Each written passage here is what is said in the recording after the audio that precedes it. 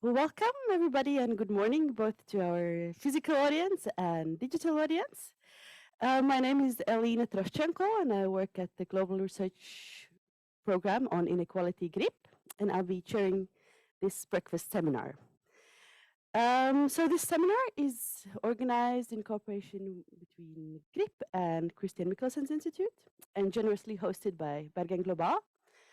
And this event is also linked to an ongoing project that we have as a collaborative project between GRIP and CMI that looks at changing forms of citizenship along with all its elements at the times of political protests and upheavals and in their aftermaths.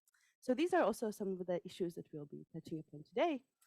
And today we have two colleagues here with me today, Norbakk from CMI and Giorgi Cheishvili from Tbilisi State University in Georgia. Welcome. So to start, I wanted to talk a bit about the background for our talk and why we should and we need to talk about citizenship at all. So citizenship, with its legal elements as well as formal and informal practices, represents a bond between a state and society, as well as it signifies and outlines the relationship between them. Recently, however, scholars working on citizenship have been raising concerns about citizenship being in crisis, referring to rise in populist governments, increasing authoritarianism, and the inability of this political arrangement to tackle such pressing issues as climate change challenges, refugee crisis, and the pandemic. In addition, scholars are also pointing to the commodification of citizenship, something that is simply being for stale, illustrating how intertwined it has become with capital in current hegemonic structures of neoliberalism. Also, recent reports highlight the increase of autocratic and repressive regimes worldwide, raising concerns regarding the decline of political rights and enclosure of spaces for political action.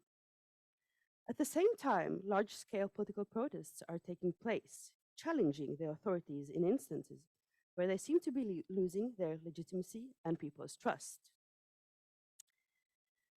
So although citizenship might appear something static and fixed, it is actually constantly being renegotiated, as spaces of and for citizenship are both expanding and shrinking.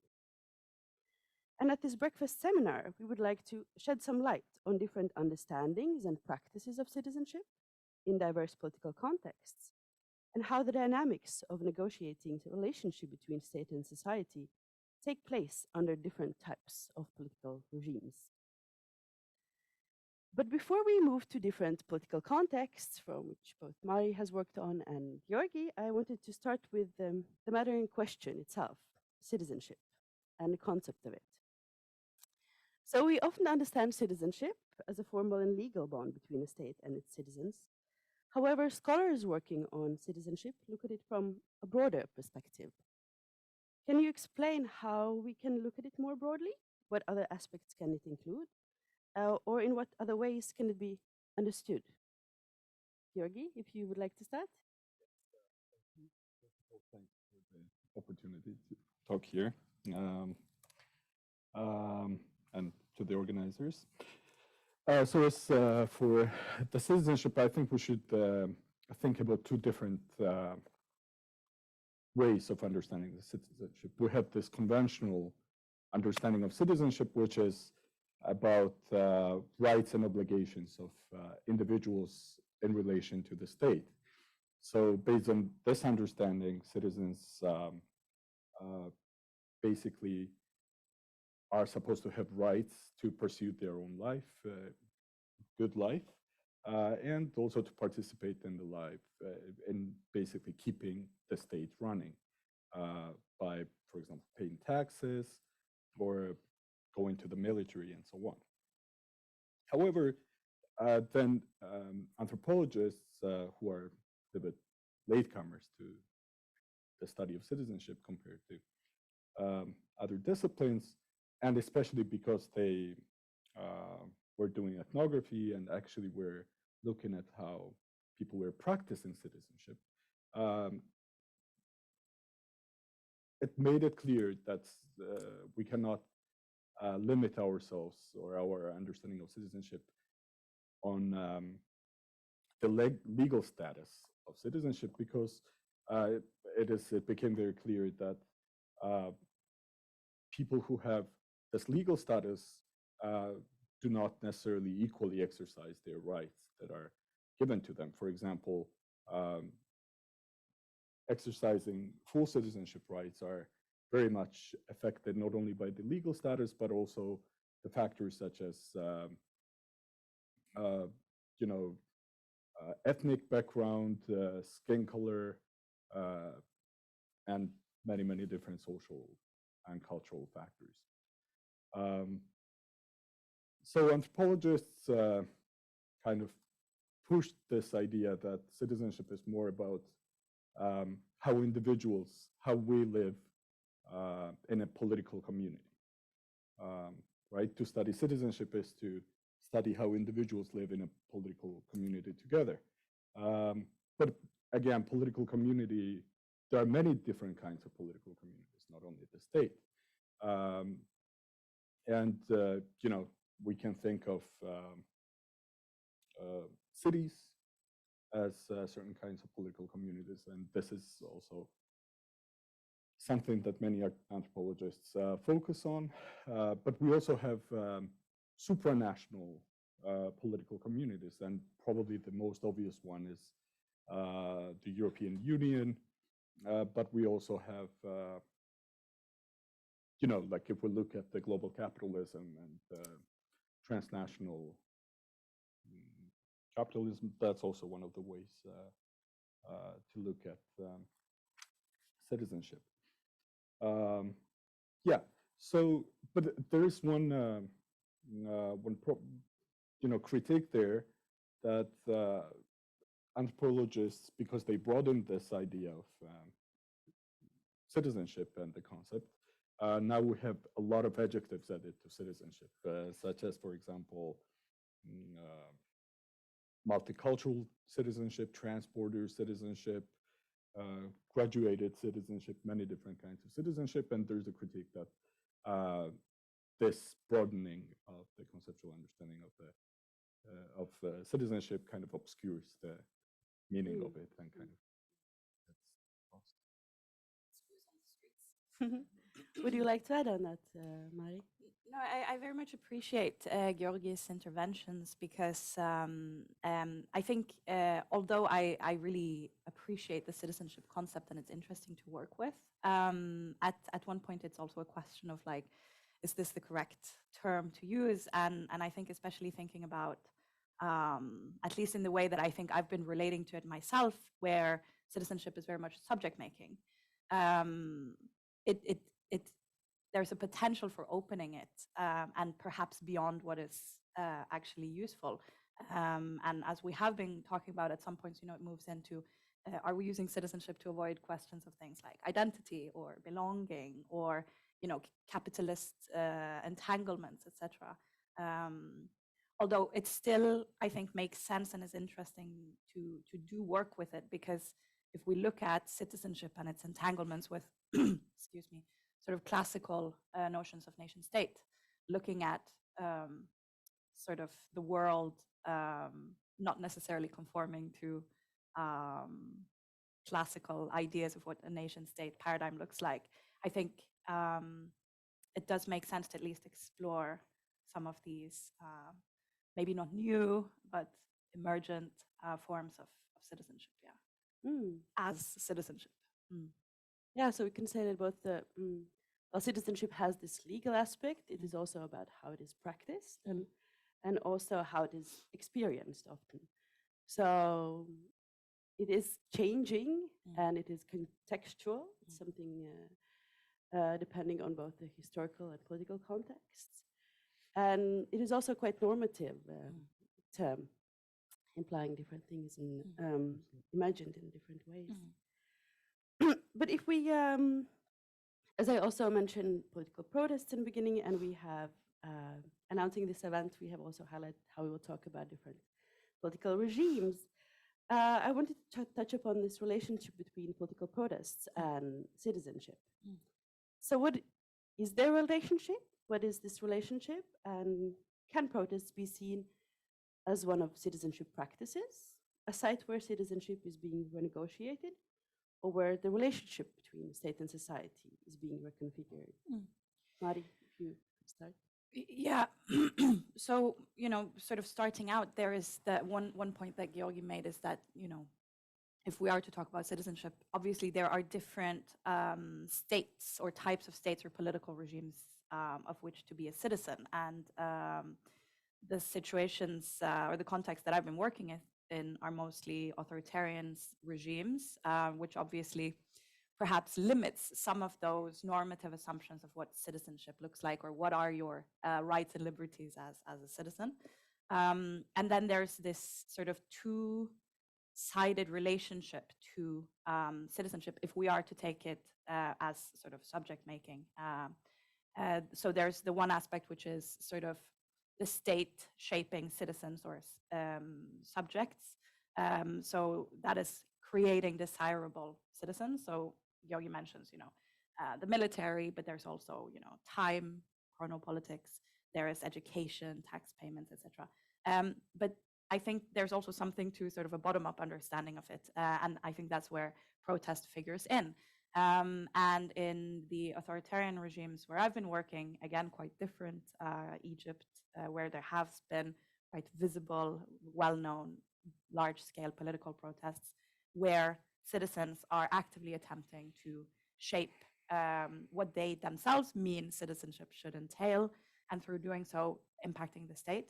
And then the other situation I've been working in is Qatar, where protests are incredibly not visible, or they are incredibly discreet, because again, the setup of that authoritarian regime is quite different. So I think it's definitely linked. And then one of the questions we have been exploring as we've been working on this project is, of course, are there unpolitical protests, or protests? Obviously, there could be protests that are maybe not targeted to a regime or questioning citizenship rights, but perhaps more about some kind of exercise of what you perceive your rights should be. And again, they do look incredibly different depending on the state citizen or state subject relation. Yeah, so also a lot of different imaginations of how this relationship should look like and what it should entail. Yeah. Would you like to add on protests and citizenship linkage? No, I completely agree with Mari. Yeah, again, we had this top-down approach, which has been and still is the most common one, how the state shapes its citizens. And then we have this bottom-up. And this is, I think, in my opinion, the best way anthropologists can approach citizenship as a subject making, where citizens constitute themselves as citizens through different acts of citizenship. And to go back to your question, I think, yes, protest movements and demonstrations can definitely be a way of acting as a citizen. So a specific, very kind of effectively charged moment in time when people are attempting to kind of renegotiate this relationship. So moving on, more maybe ethnographical point in our talk, as you Mari mentioned, then different states and different political regimes allow or facilitate different practices and experiences of citizenship. Meaning that both the rights and obligation vary, as well as spaces and practices of them. And you have been working both in Egypt and Qatar, as you mentioned. Could you describe the ways people are negotiating their relationship with the state there? Because you mentioned the more visible and invisible forms, and more large-scale protests on the streets, and then maybe more subtle forms of action. Yeah. Well, obviously, there's also a time aspect in that the Egyptian context has also obviously changed a lot over the last 10 years. So, you know, the famous examples of the potentiality of the Egyptian people and the Egyptian streets obviously is the revolution in 2011. And since then, the space for those forms of engagements with the state or, you know, have shifted significantly to a point where now people aren't so it's not necessarily about being able or being permitted, because obviously the revolution in 2011 was not something that the Mubarak regime welcomed. But you know, there was something about that being, at the time being, something that people felt was important enough to, you know, risk their lives for. And currently, we're not seeing those kind of political expressions in Egypt. We're also seeing a regime that has really heavily clamped down on the space for expression. You know, we're talking about like 60,000 Egyptian political prisoners currently, and people have gone into exile. A lot of the young revolutionaries that I met back in 2011 have left the country, or really like sort of shut down the, not their political subjectivities in that sense, but like the public displays of them, and also seeking out these violent encounters with the state. You know, people have been back in 2011. People were killed and have been so afterwards, tortured, imprisoned, and I think right now the risk of being present in the streets is not one that people necessarily take. But at least, you know, there has been these quite visible forms of political engagement, and also trade unions, you know, on and off, being publicly present and talking about changing conditions for what I would broadly call citizenship. And then in the Qatari context, obviously, this looks really different. And I think that has to do with, you know, in part the way the state or the regime there operates, the fact that Qatar has this incredibly sort of all-present security state, not in the sense of sort of policemen on the streets, but digitally, electronically. You know, they know what's going on. It's a really small country. The population is tiny, 250,000 citizens, and then close to, you know, 2.5, maybe more, migrant workers. So obviously the state citizen and state non-citizen relations are different. So you wouldn't see protests on the streets, but you would see these really discrete ways of protesting. And one of the things that I remember from the blockade starting in 2017 was, you know, the ability to very discreetly express your political positioning vis-a-vis the regime through the choice of patriotic music. So you choose this patriotic song, it means that you are very much pro sort of regime. You choose this other patriotic song, it means that you are perhaps less. So it becomes these incredibly discrete forms of, I don't even know if we can call it protest, but sort of expressing your disagreement. And just to add on, there's also something here about, again, the context and citizenship in the Arabian Gulf is not the same kind of sort of social contract as we see in Norway. So sort of these liberal rights, that's you know, freedom of expression, freedom of organization, they are non-existent. This is not part of the citizenship contract. However, you do get all of these generous welfare benefits, etc. So this sort of rentier bargain. Yeah, so this is again returning back to how citizenship understandings of it and perceptions varies very much in different contexts. But returning back to Qatar, we often are wondering how maybe resistance looks like in these very strongly oppressive regimes. And as you mentioned, these songs, that there seems to be some space for maneuvering. So how do people find these spaces? I know that once we talked, you call them micro negotiations in a sense. And what exactly these symbolic actions then maybe mean, Mm. and do they change anything, Mm. Yeah. or it is more for people themselves rather than kind of demonstrating Yeah. certain attitudes towards the state. Yeah. No, this is actually a good question. And I think, because we operate in these interdisciplinary spaces, and there's always this question of like, okay, so you have these practices, and, anthropologists, we tend to love collecting sort of these symbolic expressions and, graffiti and art and all of these, not weapons of the weak, but sort of these less overt or confrontational modes of protest. And then it's the question of like, does it matter? Does it affect change? And maybe it might not affect change in the sense of toppling, a regime or tearing down a dictator or these large scale political shifts or even like structural.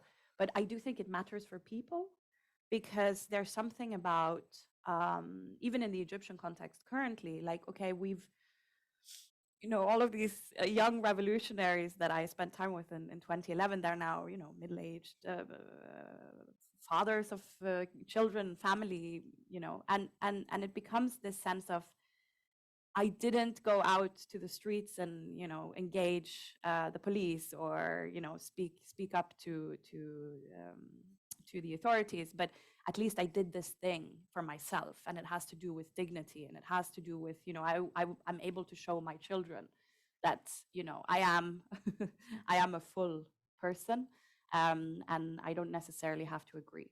And I think this is also maybe the case in a place like Qatar, although Qatar, again, because of the demographic context, is complicated because on the one hand, you have all of these Qatari citizens who don't necessarily agree with their regime, but they also feel like airing the dirty laundry, so that is speaking up publicly, is very much also this sense of undermining their own sort of culture or their own sort of populace, which makes it incredibly, and especially now with the World Cup, makes it incredibly difficult for Qatari citizens to engage in anything that looks like criticism because the current sort of global discourse on Qatar is so reductionistic, and it puts citizens in this.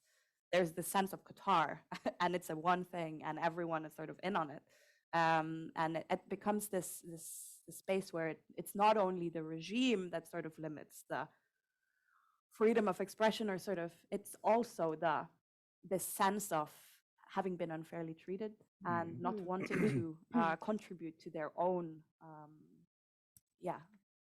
suppression in a global sense. Yes. Yeah, thank you. Really interesting Yeah. points. Something that we don't think about often. Yeah. That there are more dimensions into it than just the oppressive regime. Yeah, absolutely. Giorgi, also the place you work, Georgia, has also have history of being under a strongly repressive regime, the Soviet Union. Could you comment on symbolic acts of resistance then during the Soviet period, and was there also such room for micro negotiations as symbolic acts that Mari mentioned? And so, what were the maneuvering possibilities during the Soviet regime? Thank you. Also, to add something to what Mari was saying, of course, I'm absolutely incompetent in Qatar issues, but these micro negotiations and expressing these like subtle or subtle ways of expressing protest. It's also coping mechanism to I guess to participate in this spectacle that the state is offering. And Navarro Yashin, I think, is writing about cynicism as a way of coping. And yes, a lot of people think that in the Soviet Union, it was absolutely impossible to disagree with the government or at least express it out loud. But apparently this is not true because, for example, I can talk about the Georgian context. And of course, something we also need to keep in mind is that Soviet Union was changing a lot during those 70 years. You had many different periods when you could allow yourself to do many different or various similar things. For example, in the 1930s, when a lot of people have been deported and executed, there were less possibilities to do such things. And then later in the 70s and late 70s, I would say, and in the 1980s, it was relatively even open. But something when we talk about these micro protests, I think poems and movies, again, some kind of art, like listening to those songs in Qatar. A lot of poets were writing poems where you could read between the lines. So it wasn't very clear. They wouldn't directly criticize the government, and even sometimes they would praise the government or the Communist Party, but then between the lines you could read certain things. And in movies, and Georgian cinematography was quite big during the Soviet times. There are things that, for example, almost like you have these mentally ill characters who you would think that their opinion should be disregarded and so on. And they are actually the ones who say things that are probably the most critical things against the state and against the government. And of course, in the 70s, you had these underground organizations that even put proclamations throughout the city and denouncing the Soviet state and wanted they had these slogans for independence, which then turned into an independence movement in the 80s, at 89. So, yeah, I think you probably, I would assume you always have these microaggressions against the state, even if it's not allowed. And something that you both are pointing towards is this dynamics, right? Temporal dynamics also in even if it's oppressive regime, changes and the spaces for practicing political activity is also about shrinking and expanding. So it's a very dynamic process. But often we looking at some authoritarian regimes, we feel that we are stuck there. There's nothing changing, but you have these dynamics, and if you look just in a longer perspective, there are always changes.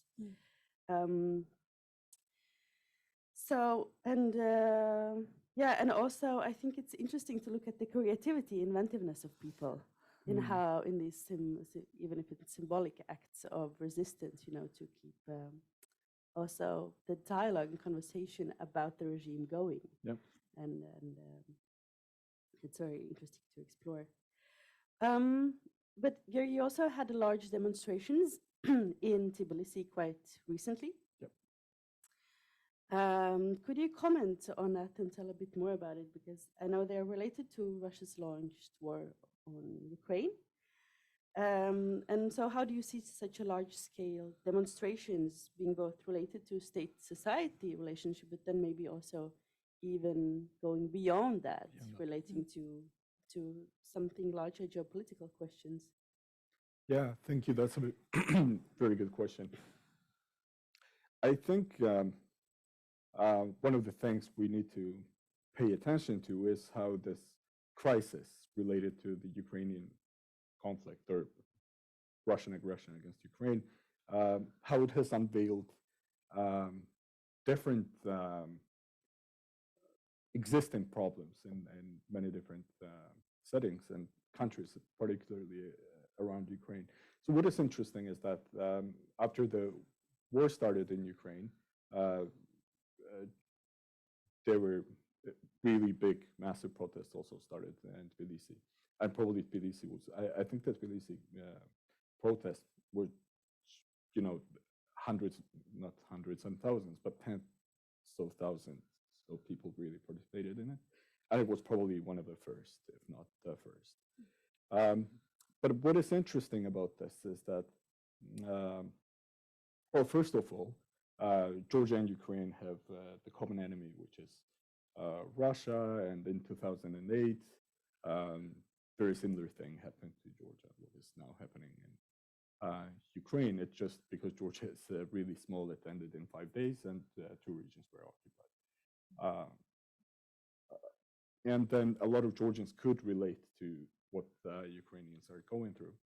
But also it has to do, besides the, the sense of solidarity, there is also, these protests were also about the reaction of the Georgian government to the conflict in Ukraine, because when Georgians saw all these politicians from neighboring countries going to Kiev, supporting Ukraine and Zelensky, the Georgian government said that it could not interfere because Georgia is weak and we cannot, for example, join the sanctions against Russia, which was a shock for the general public, because it had almost become an identity for Georgians that they were the ones fighting against Russia in the region, and kind of like the first ones to be, or at least like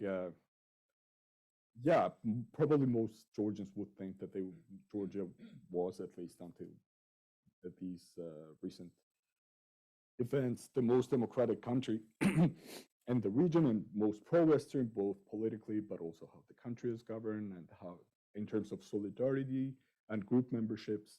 And also, like, something this Ukrainian event showed is how Eastern Europe, for example, came together as one. And it's kind of like created this something, some scholars call political kinship.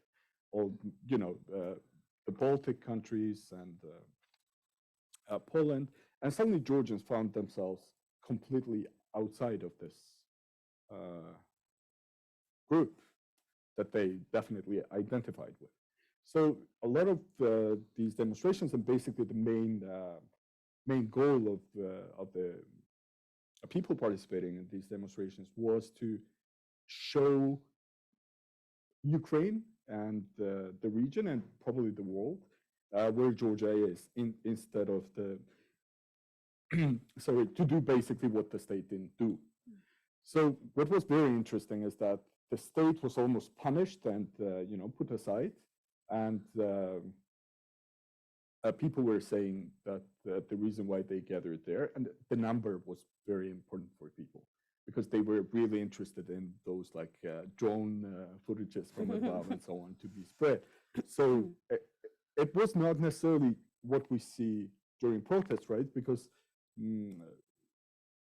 citizens gather to claim their rights from the state. In this situation, that was not necessarily the case.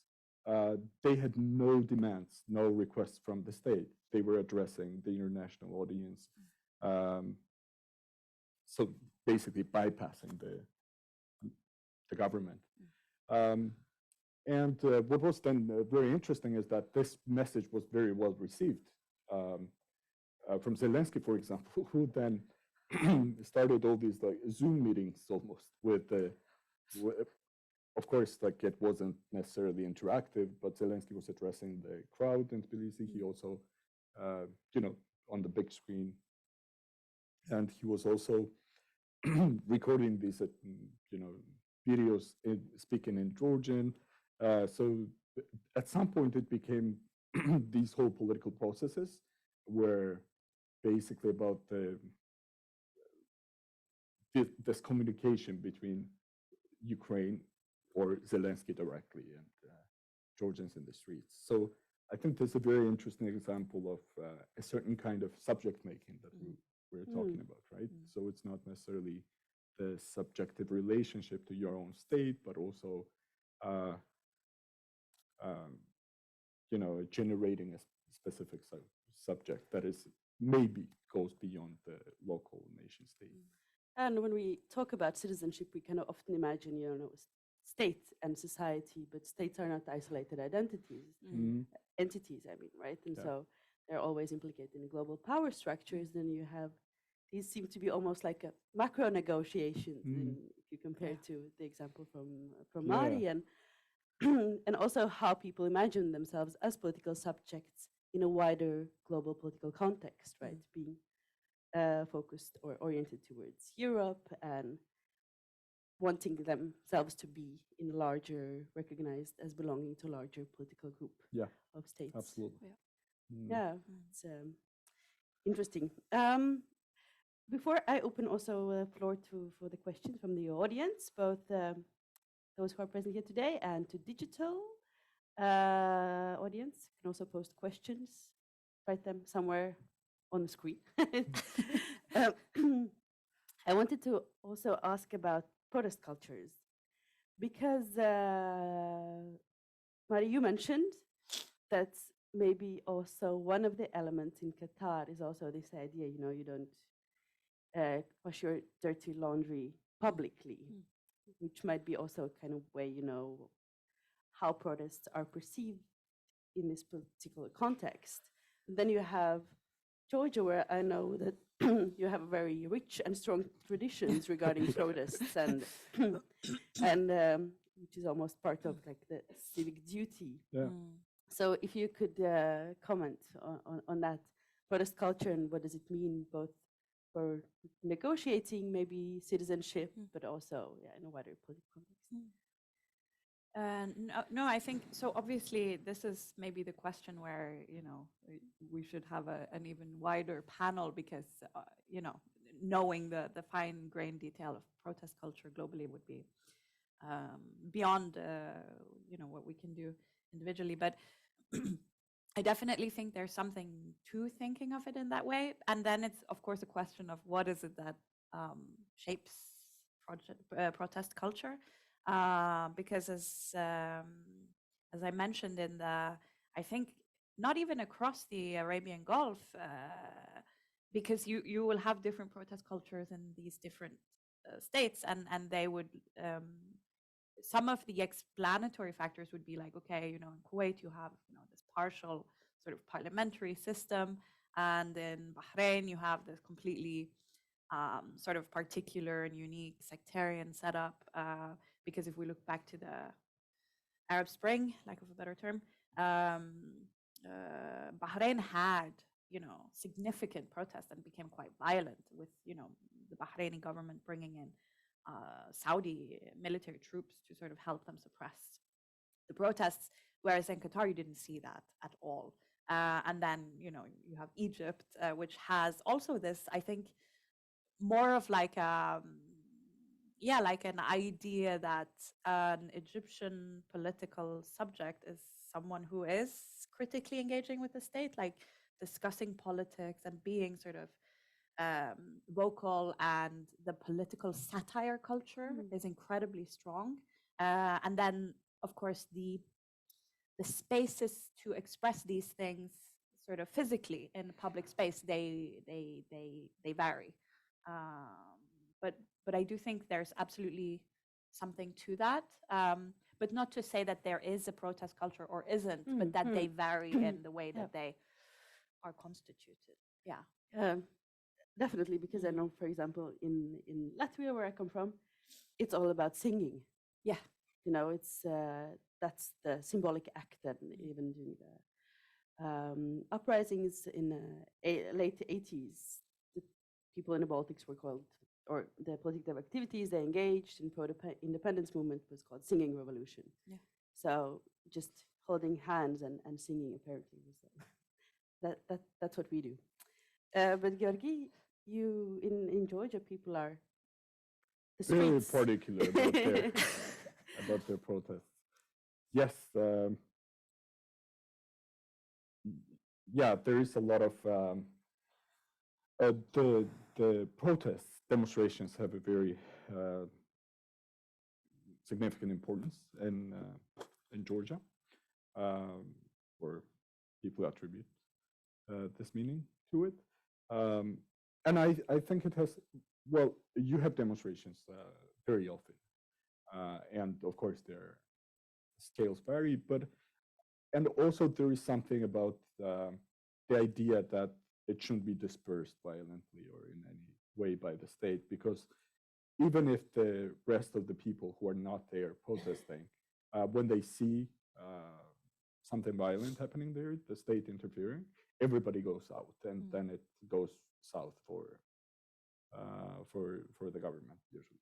So this is something that people kind of hold holy in a way. But I think like if we think of the reasons why certain countries have a certain way of expressing their discontent and others don't, I think it really like if it's just my opinion. I'm not sure like if there are any researches about this, but something that we can see is that it definitely started at the end of the 80s when people started protesting against the Soviet regime for independence, and this was a months-long non-stop demonstrations. But on the 9th of April in 1989,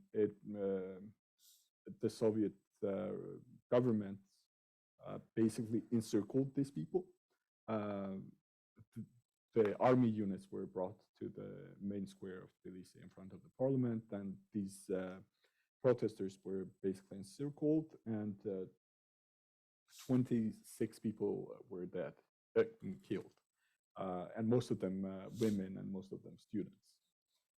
And this is something that I think this has to do a lot with why, for example, these protests are untouchable in Georgia, because people kind of associate maybe with those atrocities in the 1989. And yeah, if the state intervenes in any way, then constantly, like right away, there are all these talks about comparing the state with the general of the Russian army back then. And I know you previously mentioned to me that there also is certain ideas of morality involved about if you're participating in a protest or not. Could you? Yeah, thanks for reminding. Yeah, in certain situations, it's the demonstrations. And something we should mention is that these demonstrations are always taking place in the same place. It's in front of the parliament. That's basically where those anti-Soviet demonstrations also started. And when there is something that a lot of people, or something that, recently, some years ago, there was this incident when there was some kind of not very important conference of the countries who are part of this Orthodox parliamentary organization, which is nobody had heard about this organization before. And Greece and Serbia and Russia and different Orthodox countries are part of this, or members of the parliaments of these countries. And they were holding some kind of conference in Tbilisi. And apparently that year, the head of this parliamentary assembly was a politician from Russia who was also, nobody in Georgia or even Russia knew about him. But because he was leading this some kind of conference, he took the seat of the head of the parliament of Georgia. And this almost caused a revolution in Georgia. Because this Russian parliament member, who is from the Communist Party of Russia, suddenly found himself in a chair, and then a lot of people just flooded the building of the parliament, and in these kinds of situations, like if you don't go and attend demonstrations like this, then there's a lot of public shaming going on. Like on like social media, you can see all these posts. You who didn't come to this, almost like being called a traitor and so on. So sometimes it's almost understood as a civil duty in the same way that voting, for example, would be. Yeah. It's also interesting to see what kind of elements, are coming into citizenship and ideas about you as people, about as political subjects, and Yeah. how you're supposed to behave. And there are also ideas of morality and ethics in it as well. So I have started receiving also questions from digital audience. So I think we just open now for questions. So I'll start with the one that Tord Ostal has sent before we move to the audience here. So question from Todd is, what would you think a closer look at citizenship, protest and violence at this historical conjuncture might reveal? I'm not sure which historical conjuncture he refers to, but Maybe the present, or Would you like to? he's asking the $1 million question, isn't he? No, I do think that there is something to thinking critically about the nation state and its relevance per se, but there's something about these shifting. So there's the sort of shifting global political hegemony, or what might start to look like that. There is sort of these critical engagements with capitalism and growth and degrowth, also linked to climate change. And I'm no expert on that field, and we do have some of those people in the room. So I will, but there's something about this emergent, lack of a better term, call it this crisis of citizenship, where people are increasingly forced to hold themselves, and I think also their governments, responsible, not only sort of towards, these are our brothers and sisters, in Ukraine, in the Georgian case, but also these really urgent senses of the need to act. So yeah, climate change, but also critical engagements with the flows of capital, etc. And then, the ironies of, at the same time, having that perception of urgency and crisis at a sort of individual level, and then the lack of action, perhaps at a global level.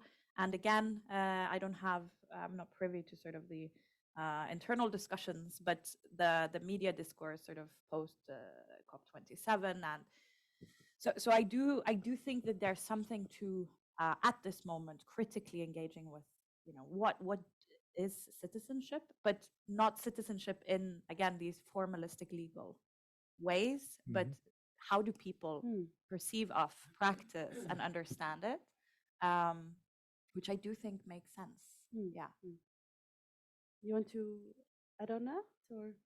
No, I think this was answered very well. Yeah, absolutely. Yeah. Questions from the audience, Thomas? Yes. I think there's this microphone thing. Yeah, coming. I think it. Can you hear me now? Yes. Yeah.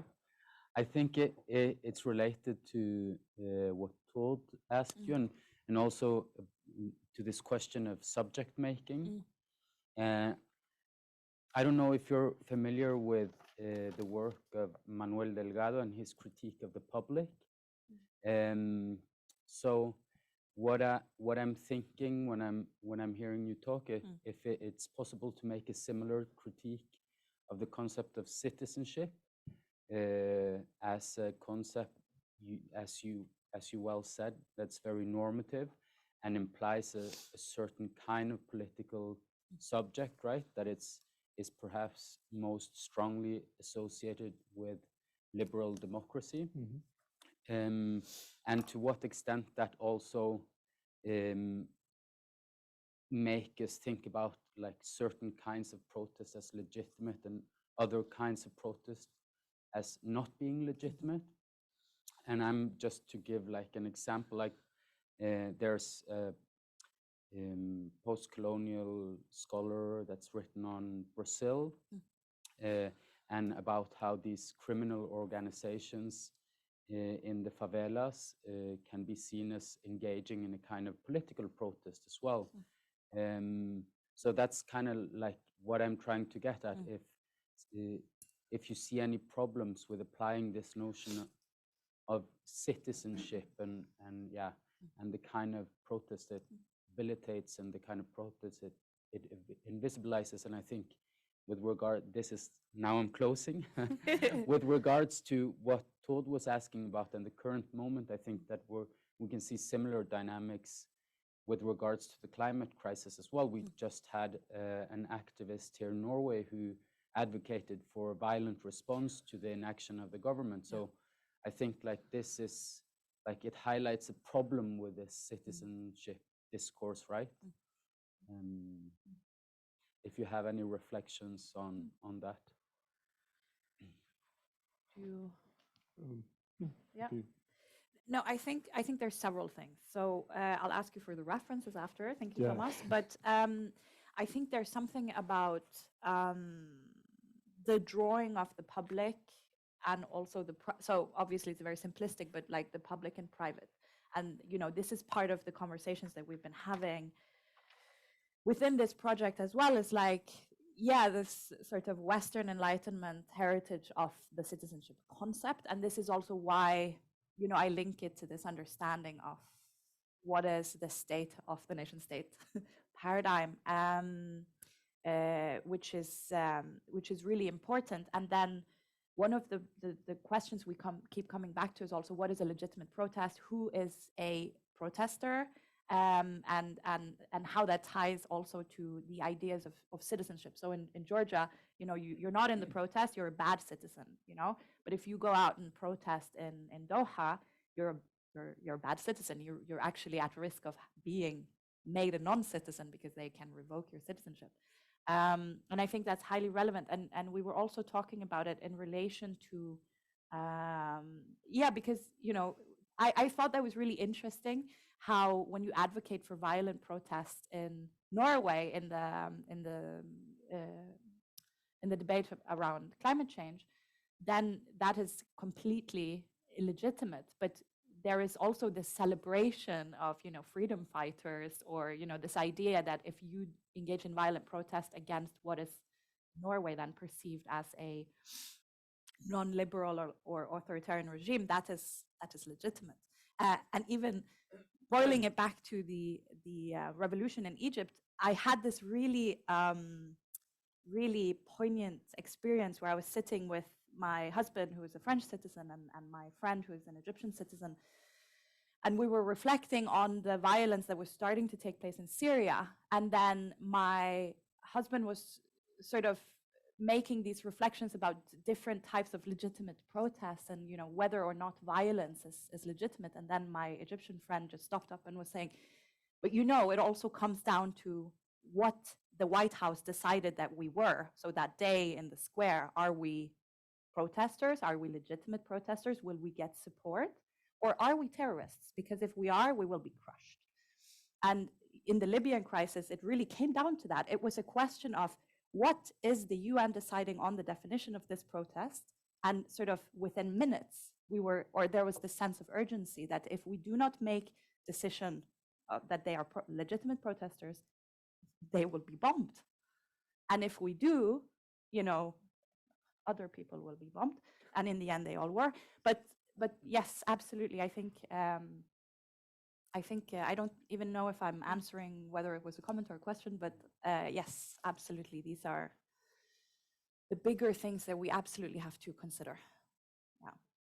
Sorry. No, that was a brilliant answer. But so also about, I'm not familiar with the Norwegian discourse about you know, the issue you mentioned about legitimate and illegitimate protests, but I think that's also a very normative discourse, right? So it, I don't know if like that's necessarily part of, should be at least part of the citizenship discourse in this conceptual way. Well, I think it's interesting, you know, it's you have these good citizen, bad citizen, good protests, bad protests, and also the ways you can protest and you shouldn't protest. It varies a lot, but I think it's a valid point also. How should we study and look at the protests that we disagree with, right? Because you have also movements and protests which are about limiting certain rights, people, right? So how do we take that and analyze that and approach that? So very, very important point to reflect on. Thank you, Thomas. Any other questions for the last minutes? Wesley? Yeah, I'm interested in the social contract and micro negotiations that take place, and perhaps in the Georgian and Ukrainian case, it would be the macro sort of negotiations. And I would like to tie this in with whom we then define as a citizen, or whether we're getting close to some sort of discourse. Perhaps we can limit it to anthropology and say, are we at some point getting to a point where we are systematizing citizenship and that relationship between citizen and whether the nation state or sort of beyond borders, particularly if we go back to what Mari said about belonging. And so if we consider the Georgian and Ukrainian case, and then we consider the migrant workers in Qatar, who I think outnumber Qataris in Qatar as well. And so it would be interesting to hear more on that. And then as a Zimbabwean, I have to ask that what is considered legitimate protest, right?